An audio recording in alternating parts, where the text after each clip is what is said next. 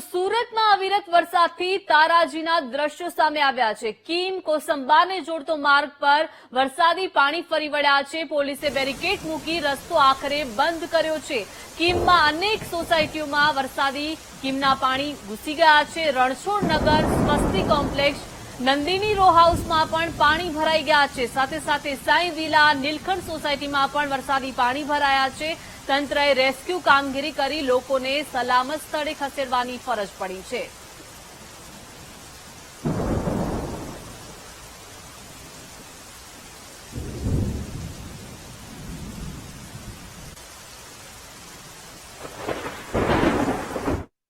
દક્ષિણ ગુજરાતને ગઈકાલે વરસાદે ઢમરોળી નાખ્યું હતું અને ઠેર ઠેર જળબંબાકારની પરિસ્થિતિનું નિર્માણ થયું હતું।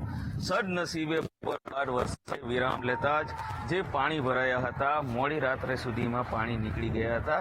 વાત કરીએ સુરત ગ્રામ્ય વિસ્તારની। સુરત ગ્રામ્ય વિસ્તારમાં જે માંગરોળમાંથી પસાર થતી કીમ નદી છે, કીમ નદીમાં ભારે પાણીની આવક થતાં જ લુવારા, કંટવા, લીંબાડા, વેલાછા, સિમોદરા સહિતના જે ગામો છે તેમાં ભારે પાણીની આવક થતાં જ લોકોને રેસ્ક્યુ કરવાની ફરજ પડી હતી। એનડીઆરએફ, એસડીઆરએફની ટીમ, તંત્ર અને પોલીસ તંત્ર દ્વારા તમામ લોકોને મદદથી જે લોકો ફસાયા હતા તેઓને બહાર કાઢી લેવામાં આવ્યા હતા। પરંતુ ઉપરવાસમાં જે ભારે પાણીની આવક થઈ હતી તેના કારણે કોસંબાથી કીમને જોડતો માર્ગ છે અને તે માર્ગ પર કીમ ખાડી આવેલી છે અને કીમ ખાડીમાં ભારે પાણીની આવક થતાં જ જે પાણી છે એ રોડ પર ફરી રહ્યા છે।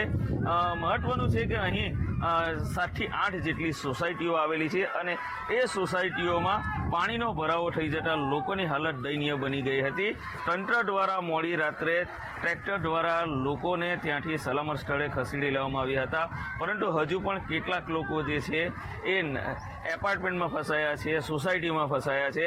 પરંતુ હાલ વરસાદે વિરામ લેતા પાણીની આવક ઓછી થઈ રહી છે, જેના કારણે પરિસ્થિતિ હાલ કંટ્રોલ હેઠળ આવી શકે એમ છે। પરંતુ હજુ વરસાદ વધુ વરસે તો પરિસ્થિતિ વિકટમય બની શકે।